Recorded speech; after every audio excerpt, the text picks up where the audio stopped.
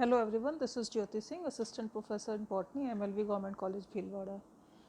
BSc part 1 botany का second paper का जो टॉपिक आज हम स्टडी करेंगे वो है कारा, उसका टैक्सोनॉमिक पोजीशन, अकरेंस यानी कि हैबिटेट एंड स्ट्रक्चर।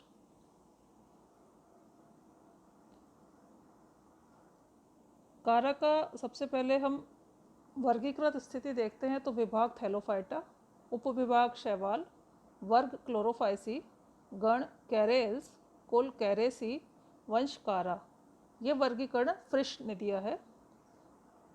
स्मिथ के अनुसार जो वर्गीकरण है उसमें विभाग क्लोरोफाइटा, वर्ग कैरोफाइसी, गण कैरेल्स, फैमिली कैरेसी, वंश कारा, ये स्मिथ के अनुसार है। कारा का जो प्राप्ति स्थान है या अकरेंस है वो प्रायः रुके हुए अथवा धीमी गति से बहने वाले उथले अलवणीय जल में उसके तल पर चिपका हुआ पाया जाता है। सामान्यतः इसको सब एक्वेटिक मेडोज़ का जो निर्माण होता है उसमें कारा की बहुत महत्ता है। ये प्रायः साफ, कठोर व स्वच्छ जल जो कार्बनिक पदार्थ जैसे हाइड्रोजन सल्फाइड उत्पन्न करने वाले, कम ऑक्सीजन तथा कैल्शियम युक्त जल में उत्पन्न होता है। और कठोर जल में उगने वाली जो इसकी जातियां हैं उनकी सतह पर कैल्शियम कार्बोनेट का निक्षेपण पाया जाता है और इसी गुण के आधार पर कारा को और कारा के जैसे अन्य जो सदस्य हैं उनको हम स्टोन वर्ड्स कहते हैं, स्टोन वर्ड्स कहा जाता है। गंदले जल में कारा जो है नष्ट हो जाता है, प्रायः एनुअल है, एक वर्षीय है, परंतु यदा कदा कभी कभी अपवाद के रूप में इसकी बहुवर्षीय जाति भी पाई जाती हैं, बहुवर्षीय या पेरेनियल भी पाया जाता है। कारा विभिन्न जलवायुवीय स्थितियों में पाया जाता है परंतु शीतोष्ण प्रदेश टेम्परेट रीजन्स में अधिक पाया जाता है और उत्तरी भारत में यह शीतकाल में नवंबर से लेकर फरवरी में बहुतायत से पाया जाता है। कारा की इंडिया में लगभग 30 स्पीशीज़ हैं, जिसमें से कारा ब्राउनाई, कारा ग्रेसिलिस, कारा जिम्नोप्टिस, कारा ज़ाइलेनिका etcetera. Nearly 180 species of Kara are found submerged in shallow water, ponds, tanks or lakes. Few species grow in alkaline water. Example है Kara baltica. Some species grow in hot springs such as Kara fragilis. Species of Kara that grow in heavy water become encrusted with calcium and magnesium carbonate and hence the common name stone words is given to it. These deposits make their body rough and brittle. Now comes the structure or plant body और हिंदी में हम इसको कहेंगे पादप शरीर। Plant body of Kara is multicellular as you can see in this slide. Kara external features. Plant body is multicellular and macroscopic. Very important thing. अभी तक जो आपने एल्गे स्टडी करे वो सारे माइक्रोस्कोपिक थे, ये एल्गे मैक्रोस्कोपिक है। नेकेड आई से भी आप इसको आसानी से देख सकते हैं, इसको स्टडी कर सकते हैं। It is about 20 to 30 centimeters in height and is differentiated into rhizoids and main axis as shown in the figure. The rhizoids are white, सफ़ेद होते हैं, thread like, multicellular, uniseriate and branch structures. Rhizoids कैसे हैं? मूलाभास शाखित हैं, बहुकोशीय हैं, एक पंक्तिक हैं और तिर्यक पटयुक्त हैं और तंतुकी हैं, फिलामेंटस हैं और भूरे रंग के होते हैं। ये जड़ के आधार, ये जो मूलाभास हैं ये जड़ के समान कार्य करते हैं, इसको एंकरेज प्रोवाइड करते हैं और साथ ही साथ जल व खनिज लवणों का अवशोषण करते हैं। ये अक्ष या जो मेन एक्सिस है उसके आधार पर लगे हुए हैं और ये मूलाभास पादप को आधार से चिपकाए रखने का या एंकरेज का कार्य करते हैं। They arise from the base of the plant और from the peripheral cells of the lower nodes of the main axis. They are characterize by the presence of oblique septa, जैसा अभी हिंदी में बोला, तिर्यक पट युक्त। Main axis is epigeal, long branched and is differentiated into nodes and internodes। अक्ष जो है उस पर एकांतर क्रम में पर्व संधियां दैट इज नोड्स व पर्व इंटरनोड्स पाए जाते हैं।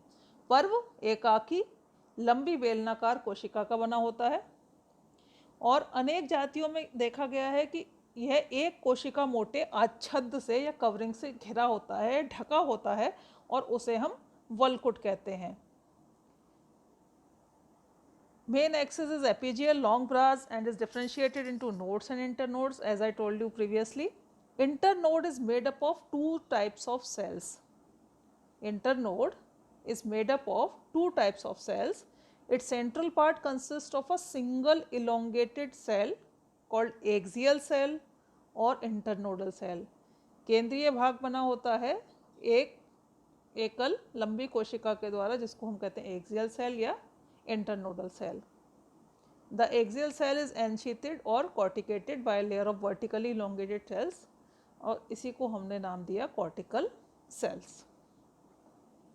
Node consist of a central pair of cells surrounded by 6 to 20 peripheral cell. Node की जो केंद्रीय कोशिका हैं जो वो सेंट्रल पेयर ऑफ सेल्स की बनी है, केंद्रीय दो कोशिकाओं की बनी है और उसके चारों तरफ 6 से लेकर 20 पेरिफेरल सेल्स या कोशिकाएं लगी हुई हैं।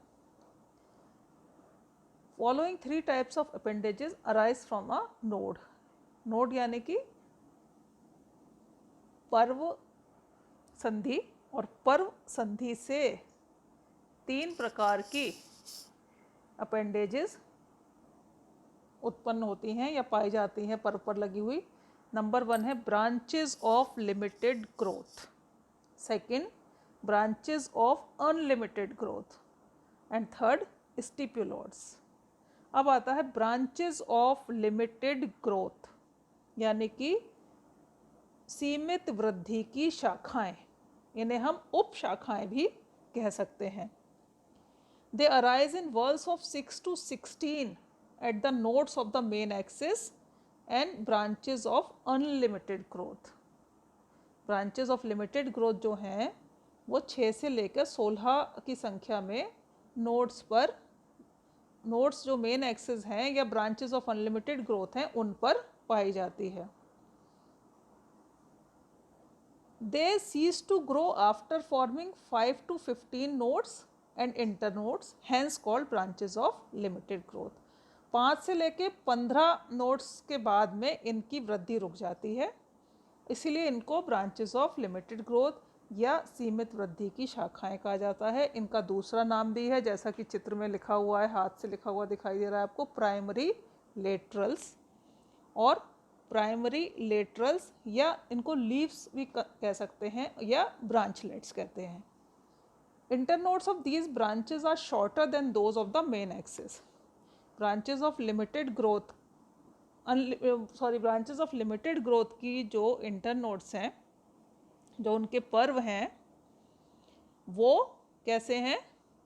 छोटे हैं जो कि मेन एक्सिस पर पर्व पाए जाते हैं उनकी तुलना में।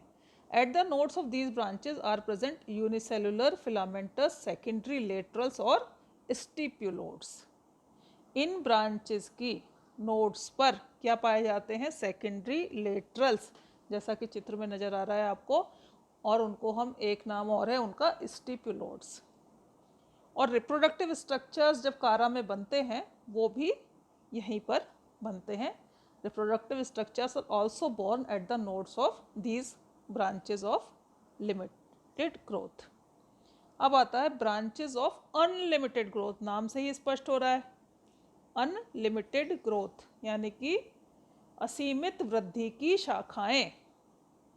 These branches arise from the axils of the branches of limited growth and are also called axillary branches or long laterals.